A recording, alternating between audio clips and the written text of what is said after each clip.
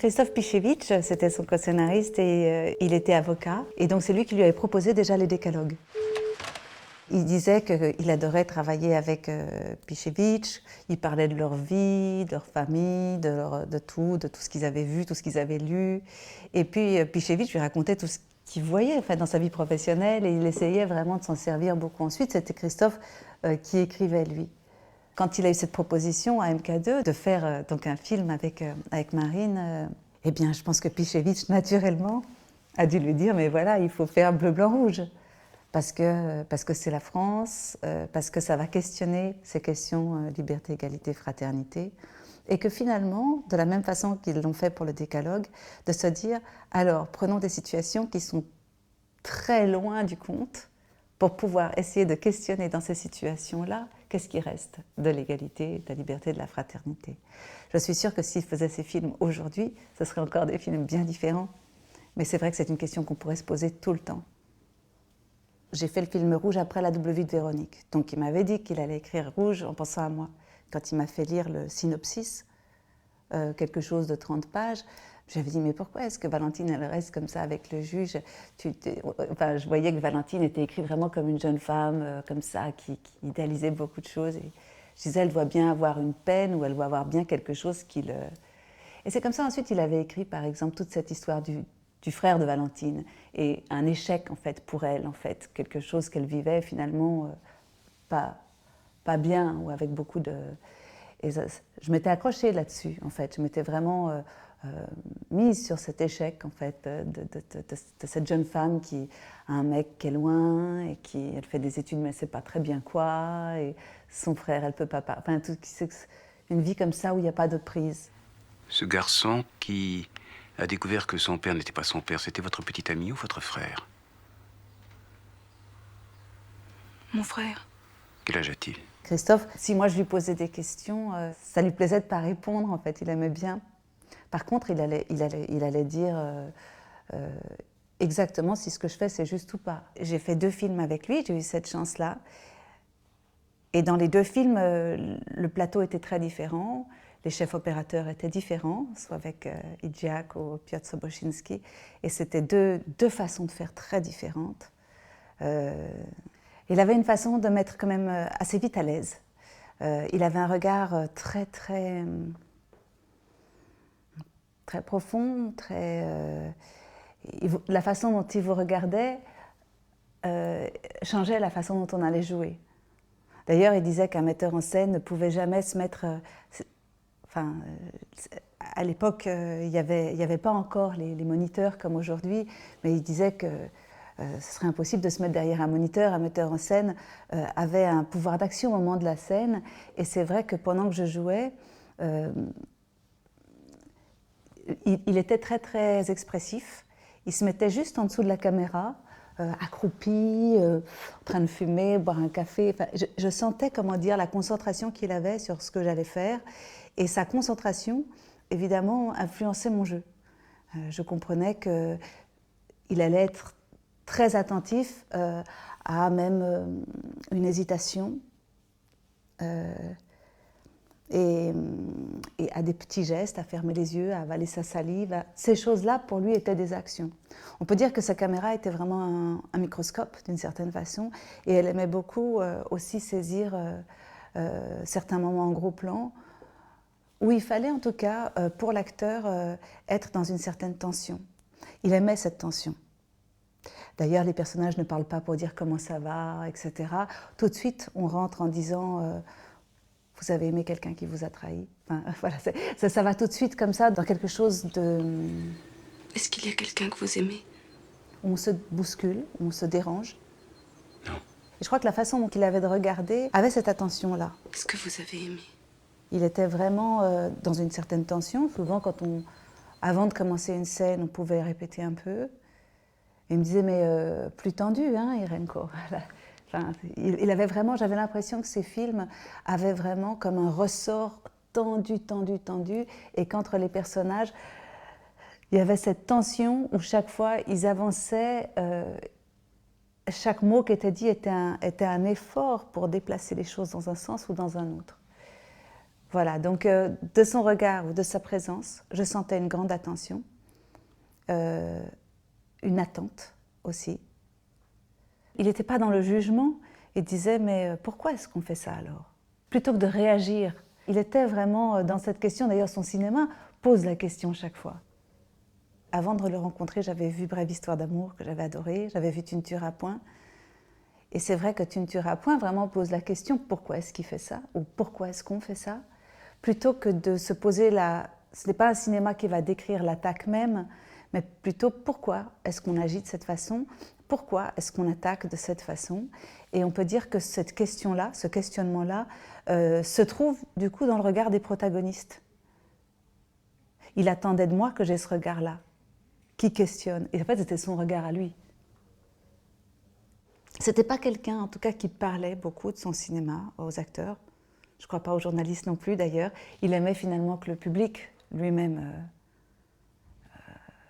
réagisse et fasse sa propre histoire, de l'histoire qu'il allait proposer. C'était pas quelqu'un qui allait parler des heures de son film, au contraire. Il disait « Non, mais je préfère que tu te fasses ton histoire. Si moi je commence à te raconter… Par contre, c'était un très bon chef d'orchestre. Sur un plateau, c'était quelqu'un qui attendait énormément de son chef opérateur, de son ingénieur son, de l'engagement de chacun, de toute l'équipe, de ses acteurs.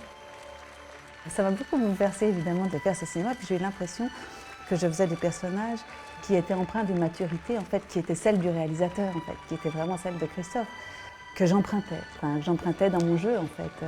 J'ai failli tomber. Des personnages qui étaient toujours dans le risque, dans le pari aussi.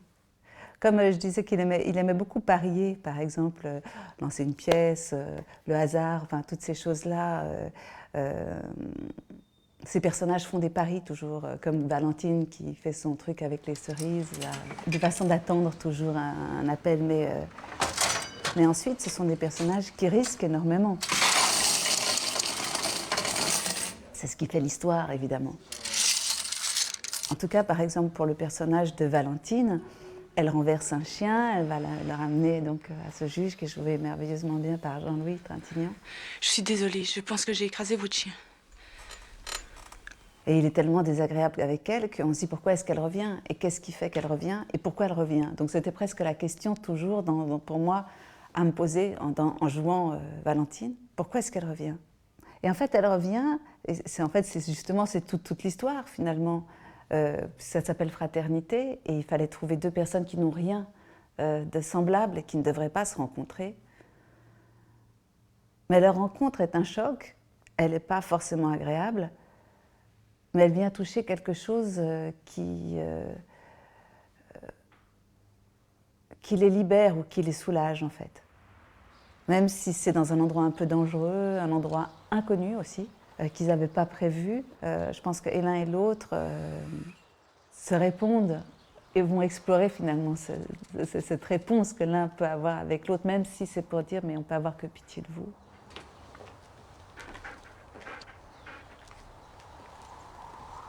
Donc il fallait trouver chaque fois dans ces scènes-là comment est-ce que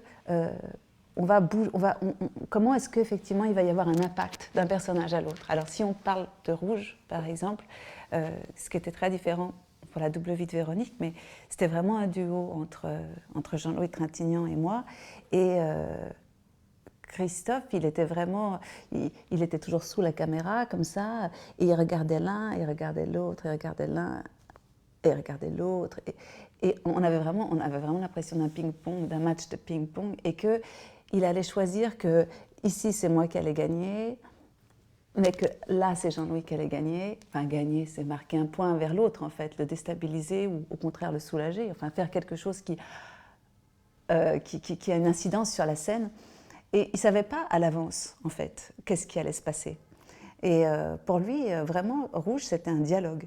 Un dialogue, il disait finalement, pour moi, c'est un dialogue intérieur entre une jeunesse qui espère, qui idéalise, et puis une maturité qui a été blessée, qui a été déçue. Et comment est-ce qu'on fait ce dialogue à l'intérieur de soi? Donc il aimait bien cette idée de voir comment ce dialogue se passait entre nous deux. On avait répété avec Jean-Louis Trintignant, on avait commencé par faire toutes les scènes de la maison dans Rouge. On avait passé un week-end avec le chef opérateur, Jean-Louis, Christophe et moi, Emmanuel Finkiel, enfin quelques personnes, le son, Jean-Claude Lheureux, pour regarder où est-ce qu'on allait se mettre un peu, etc.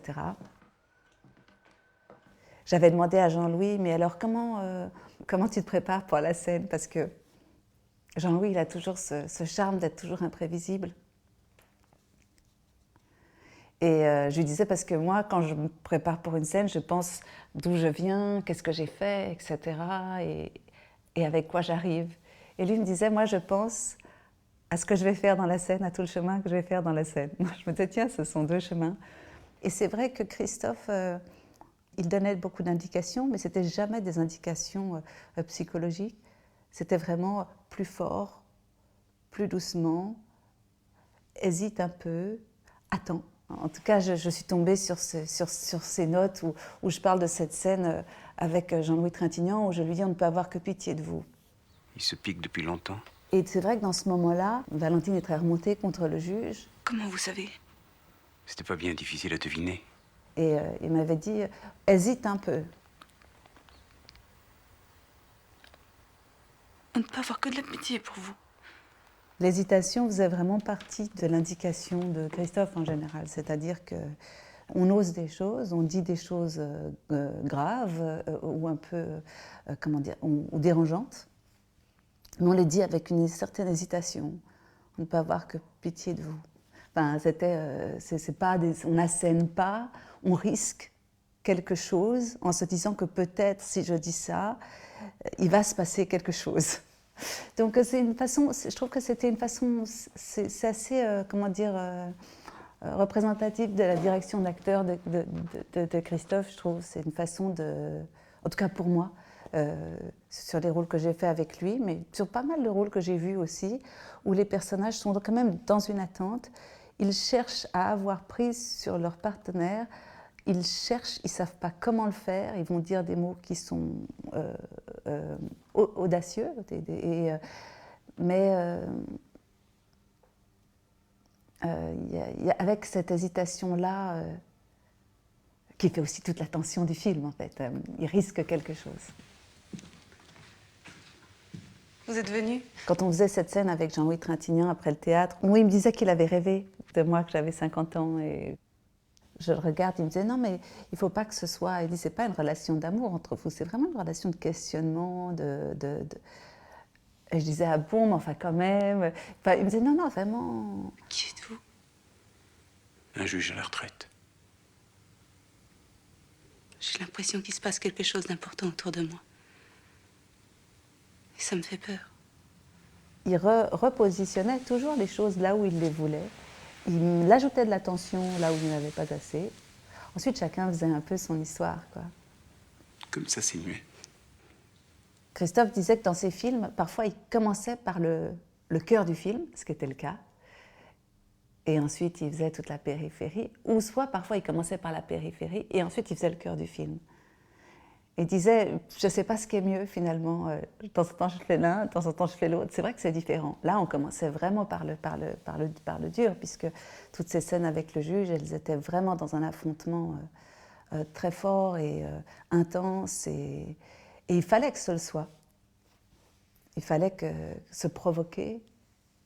Je lui disais, mais alors pourquoi est-ce qu'elle fait ça, Valentine? Elle me disait, mais par provocation.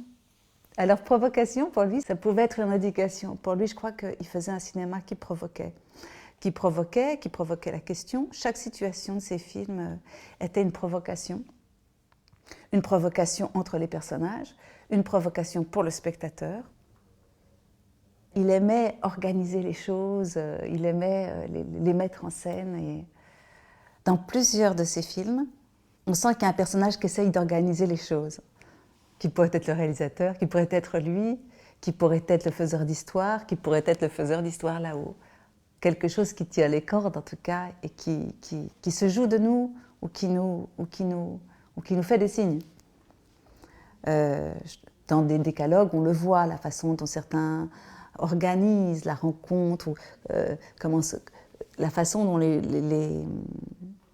gens essayent de manipuler même une rencontre, disons. En tout cas, dans Rouge, dans le film Rouge, Jean-Louis Trintignant qui se juge, qui écoute tout le monde, qui a aussi ce rôle-là d'observateur qui parfois va téléphoner pour dire... Je crois que et le juge et Valentine sont Christophe. La façon dont je parlais, c'était quand même une façon qu'il avait, lui, de parler aussi. Cette économie de mots, cette façon de dire des choses qui dérangent, mais pas pour déranger, juste pour déplacer, se rencontrer. Il avait, en fait, je trouve qu'il avait il avait beaucoup d'intérêt pour ce que sont les gens. Il disait que quand il avait commencé par faire des documentaires, et ces documentaires étaient très engagés et super bien, enfin, sur la gare, l'hôpital, des lieux comme ça publics où on voyait comment se passait la société et là où il était à ce moment-là. Et quand il a décidé d'arrêter le documentaire, c'est parce qu'il s'est rendu compte que ce qui l'intéressait, c'était vraiment de pouvoir filmer l'intimité d'une personne. Et pourquoi est-ce qu'elle faisait ça? Et qu'il ne pouvait pas le faire sans mettre cette personne peut-être en danger. Il était aussi dans cette situation de censure. Comme il le raconte dans Caméra Bœuf, où finalement il décide de tourner la caméra sur lui-même à la fin du film pour pouvoir commencer plutôt que de parler... Et je crois que ça a été vraiment la démarche de Christophe, de se dire vraiment, j'ai envie d'aller filmer à l'intérieur et de savoir qu'est-ce qui se passe au fond de chacun. Si tu me manques, tu dois comprendre. Je ne peux pas comprendre. Parce qu'évidemment, quand le juge il écoute toutes les écoutes, là, il y a aussi le côté censure de la Pologne. Il y a plein de choses. Tout ça, ça se mélange. Et c'est en ça que ces films sont riches, parce qu'ils mélangent beaucoup de choses. Et je touche avec mes lèvres. Qu'est-ce que vous faites? C'est l'endroit que tu préfères.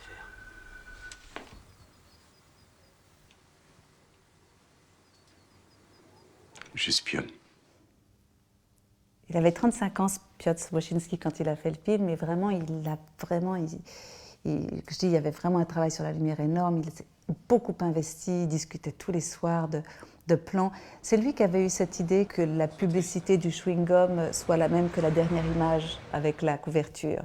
Par exemple, il avait trouvé ça, où c'était des clairs-obscurs. C'était une lumière qui était très élaborée et il fallait la respecter en marchant ici, tourner ici. Enfin, ça pourrait presque être un peu laborieux et en même temps, quand on le faisait bien, ça jouait beaucoup pour nous parce que le passage d'un visage de l'ombre à la lumière était une interprétation bien plus forte parfois que tout ce qu'on aurait pu faire. Donc, c'était des danses différentes en tout cas avec la caméra.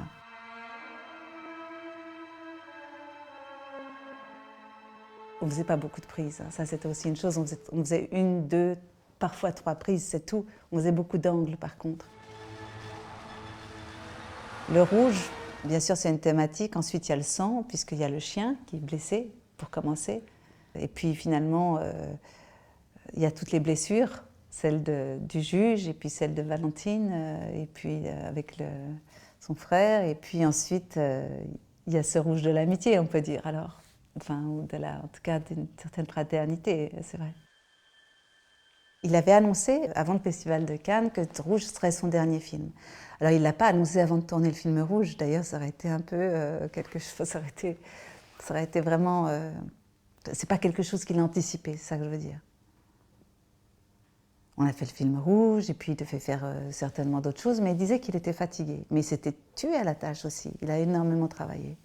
Parce quand il a réalisé Bleu, Blanc, Rouge, il montait bleu pendant qu'il tournait blanc, il terminait bleu pendant qu'on tournait rouge, et puis il montait blanc, donc on montait en même temps bleu et blanc ensuite, et puis il n'avait pas de répit, il travaillait. Je lui disais, d'ailleurs, comment tu fais pour passer d'une histoire à l'autre? Il disait, mais moi, ça me permet aussi de garder, ça m'aide aussi. Mais il travaillait énormément, il était fatigué.